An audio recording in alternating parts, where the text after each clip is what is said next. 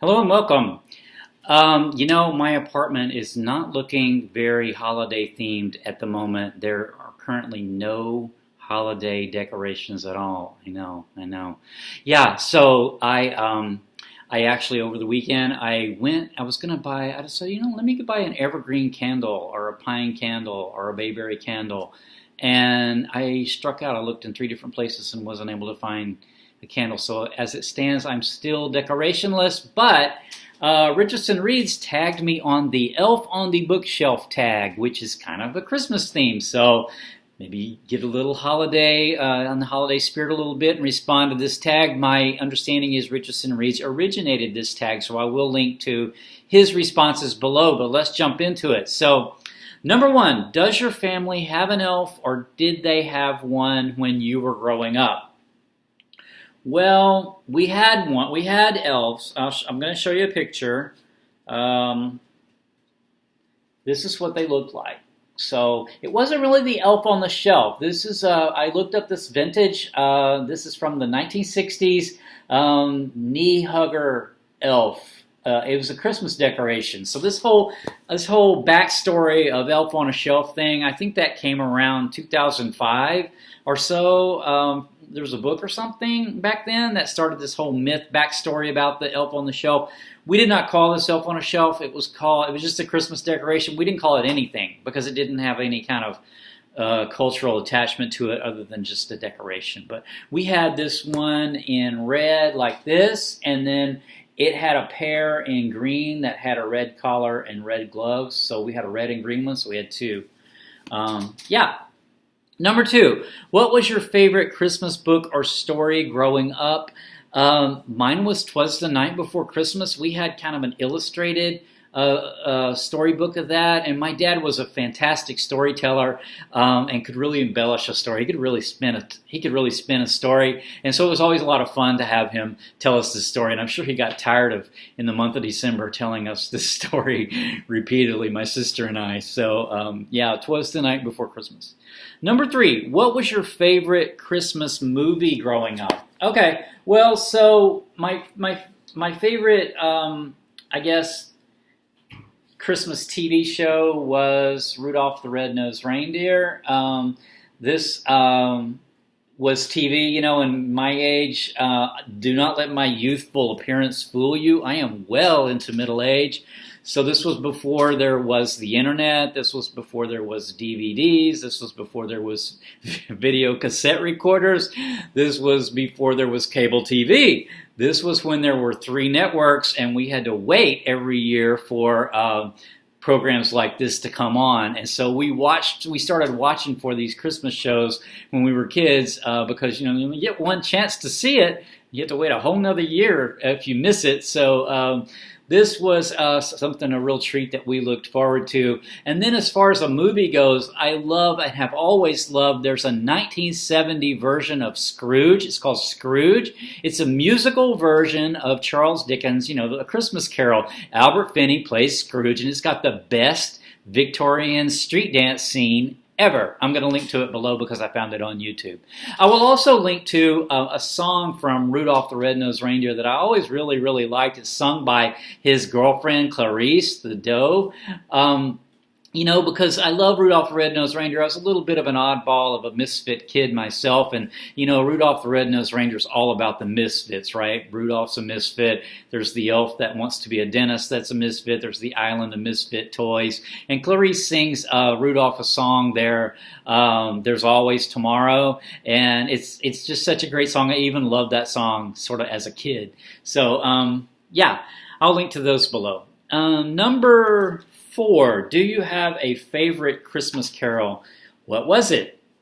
Yes, I do. My favorite Christmas carol is Have Yourself a Merry Little Christmas, and I really like a lot of versions of these, including the original Judy Garland version, which is from the movie Meet Me in St. Louis. But really the ultimate version to me of Have Yourself a Merry Little Christmas is the Karen Carpenter version from the Carpenters' 1978 Christmas album, and I will also link to that version down in the details below.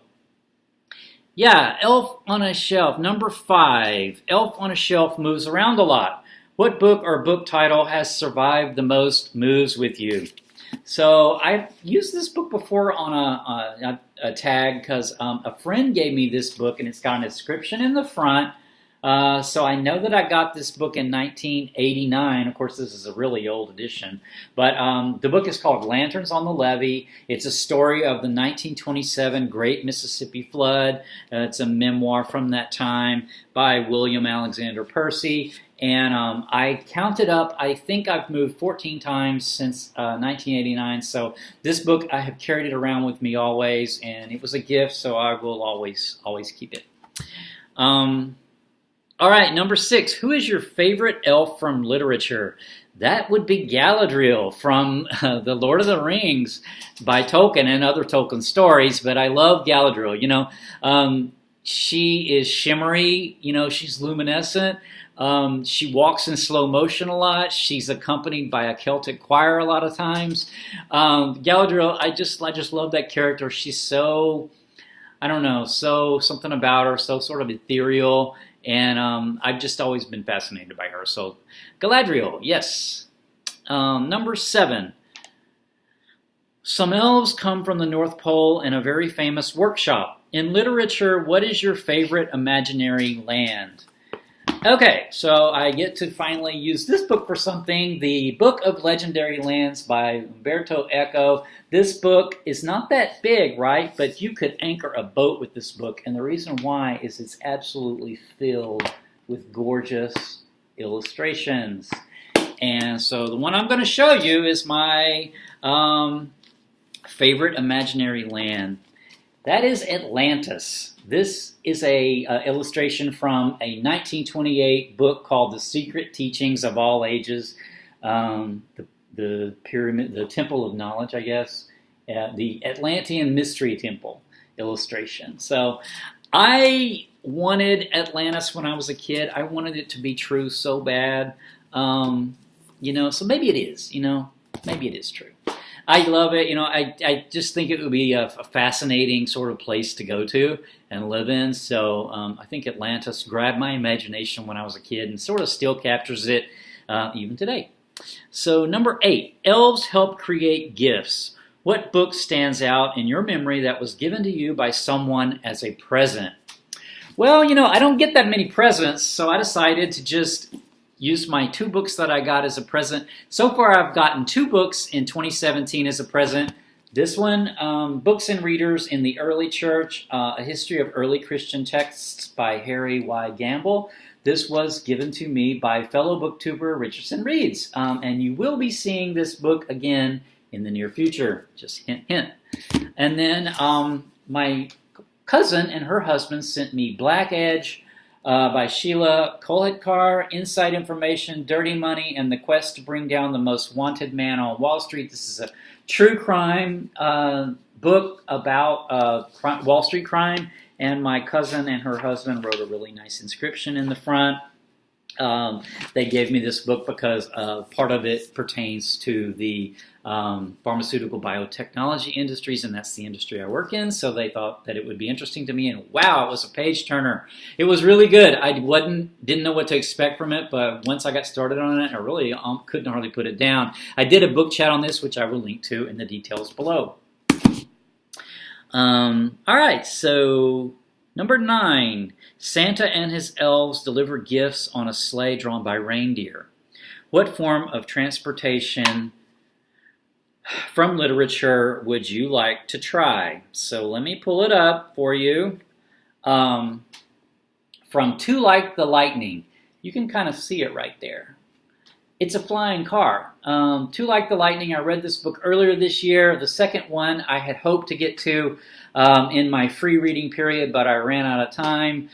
So I do hope to get to it probably next year. And then the third one of this trilogy, I believe, is coming out maybe this month. It's coming out very soon. It may already be out. But Two Like the Lightning, there's a flying car. The whole sort of setup for this novel, science fiction. This car can really traverse the earth. So you can live anywhere on earth and get anywhere on earth in a couple of hours. And so, of course, this technology would completely change our current nation-state system, right, if you could travel that quickly around the whole world. So that's sort of the whole premise. She does a significant amount of world building on political structures and things like that, and I just found it really fascinating, and I would love to live in a world that had a flying car that you could really just call to you and take off and go anywhere in the world in 2 hours. So, yeah. All right, number 10, tag your fellow booktubers. You know, I don't know who's all still watching me because it feels like I haven't been doing that many videos lately just because I've had so many other demands on my time. I really had to sort of ration out my time, so I've kind of not been on BookTube as much as I typically have been. So I'm not sure who's still watching me, so whoever's still watching me and finds this this tag, that thinks this tag might be fun to do, I would love to hear your responses. Just leave me a comment down below to let me know that you have a video up, and I'll go and watch it, okay? I will close with that. Until next time, take care. Bye.